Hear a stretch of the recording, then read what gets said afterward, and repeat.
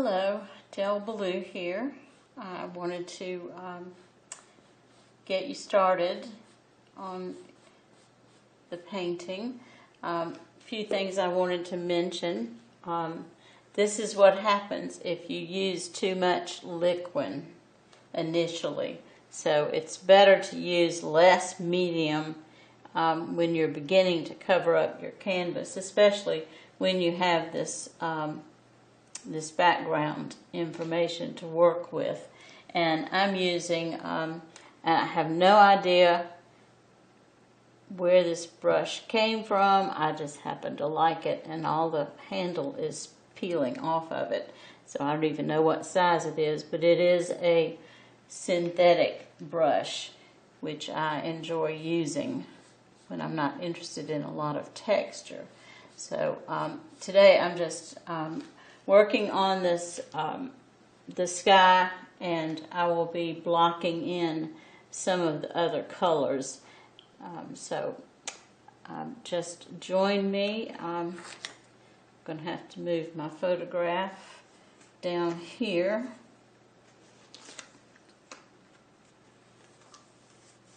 So I don't have to hold it. But happy painting. I'm using, for my sky, I'm using cobalt blue and white and the slightest touch of orange. And I showed you that on the very beginning video when I was discussing mixing colors, mixing paint on your palette.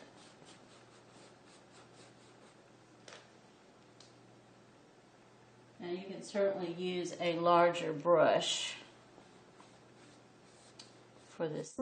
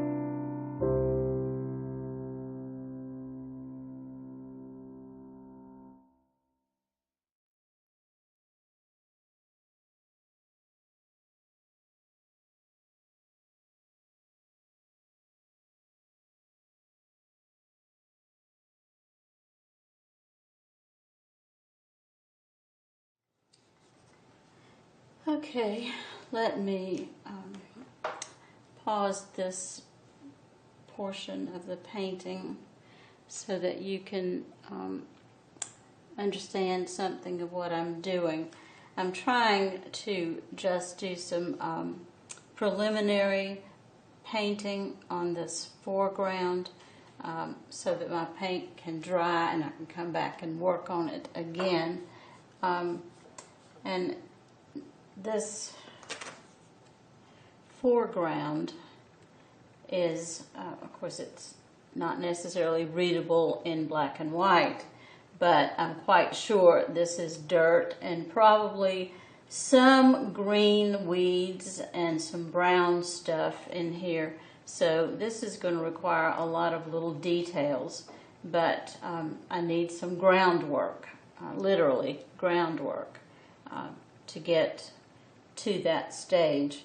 And so after I've put down a little bit more information on this dirt and what's going to be dead grass, then I'll go back and work on the dark shadows of the building before I start to put actual paint on the building, which I will do in the next session. So for right now, I'm just going to finish with my groundwork, and then we'll go on to the next session. So just hang in there with me. Sometimes I'm experimenting. Sometimes my experiments work, sometimes they don't. But I'm just going to be moving right along now and working on this ground area.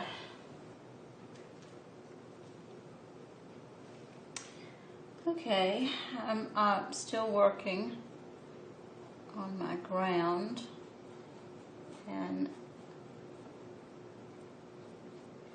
the last time we met I was working on, well, I have my sky built and it's still wet, and I had started on this when my disc got too full. And so I went ahead and colored in some of this area. I like when I have a situation like this, where I have a lot of indefinite shapes. I like to have a lot of different colors going on, and ultimately there'll be a lot of texture going on. So that's the reason my underpainting is varied.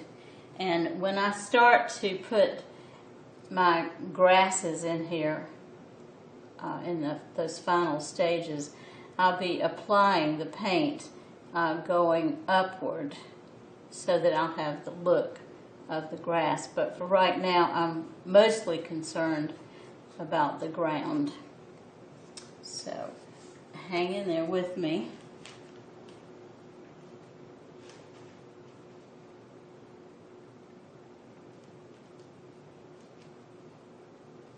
And this mixture that I'm using for dirt, if you will, is a mixture of cadmium yellow, medium, and a little bit of alizarin crimson. And if it gets too orange on my canvas, then I can touch just a little bit of green, because green is the complement to red, even though we're talking about a kind of burnt sienna color.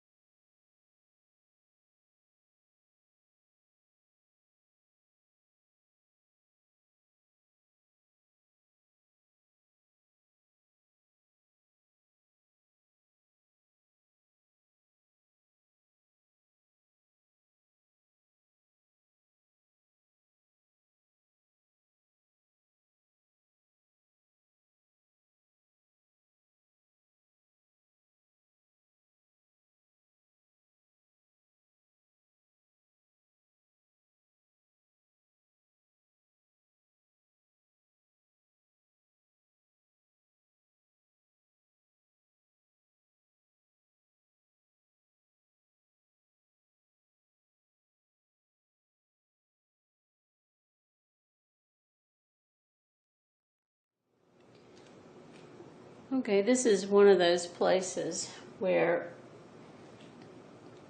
the brush is going to make a lot of difference. I'm painting the steps right now, and the steps go across, but they don't go all the way across here. So you need to make a demarcation here as to where the steps stop. And there are 4 of them, and then there's the platform. So I've given a little bit of indication there, but I'm going to have highlights and a line for a shadow under each of those steps. So I just wanted to, actually I'm just going to leave that right there. I'm going to show you, this is a fairly small brush, but it actually makes the same size that I'm looking for. Now, another little tidbit of information is that if you need to steady your hand, which I did when I was creating my shadow over here, you can use a paintbrush or a stick of some kind to brace your hand, because in this case I actually have wet paint underneath here.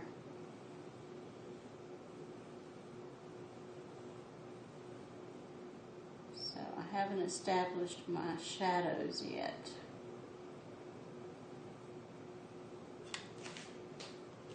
And that needs to be considerably lighter. So I'm cleaning my brush. I made a mixture of dark. I like to use Payne's Gray for some dark areas, but if I'm going to have a very large area of darks, which I don't in this area, I mix Prussian blue, Viridian green, and alizarin crimson. And it's especially good if you can put them on your canvas so that they're somewhat separated and you can see the glow of each of the colors, but not too distinctly. They need to be pretty much subtle.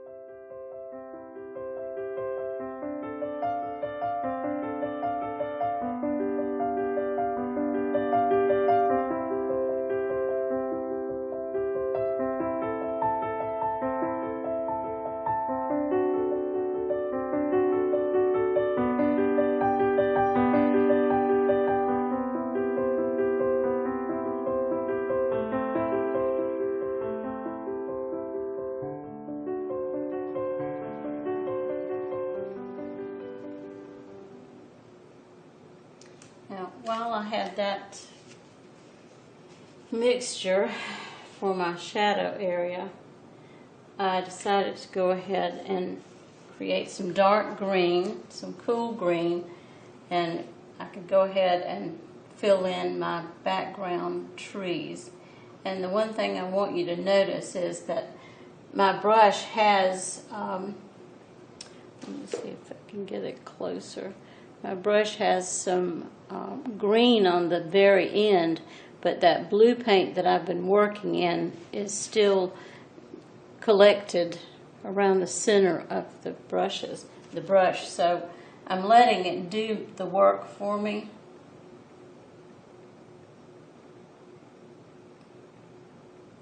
And this kind of touching business is important, especially when you're working with trees.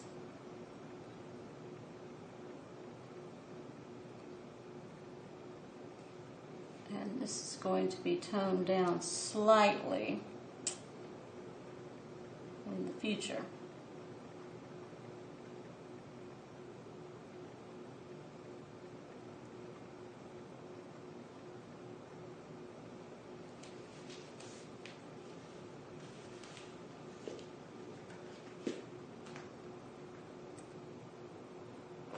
Can also establish. It's good to work along the way all over your painting at one time.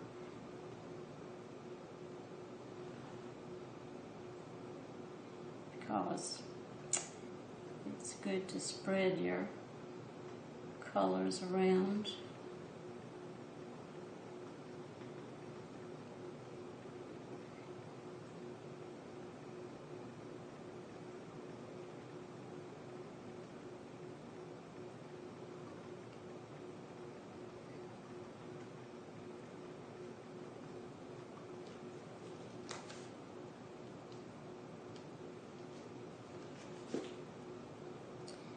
Creating some dark shapes, and you'll be hearing me say this a lot, that if you look at trees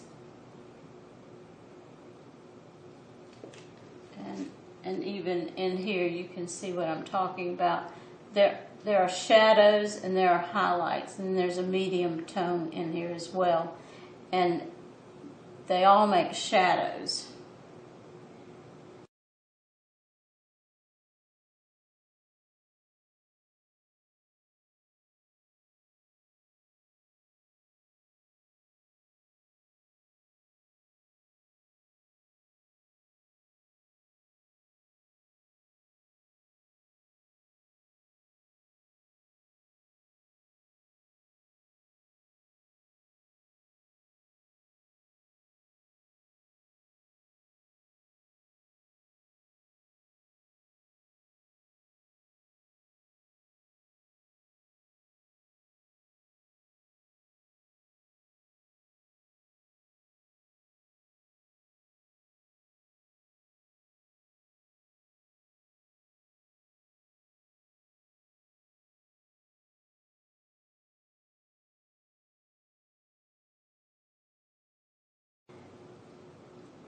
And I guess before I sign off on this session, I'll talk to you a little bit about copyright.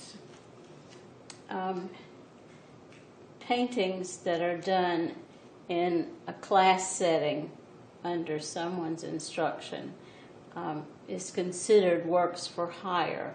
Therefore, you don't own the copyright, so you can't display it publicly. You can't sell it for sure. And it's always a good idea to give credit on the back of your painting, or even on the front, as to whose class you're taking or whose photograph it is. So the in-class thing is a works for hire situation. But you have a second situation in this class because we're using my photograph. So my photograph is copyrighted. So even if it doesn't look like the photograph when you're finished, So do keep that in mind as you go forward to become a great painter. Just be original.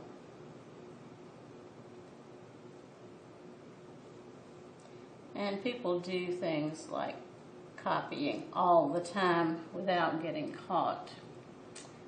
But I'd hate for you to be one of the ones who got caught. Okay, I'm liking the way that's looking so far.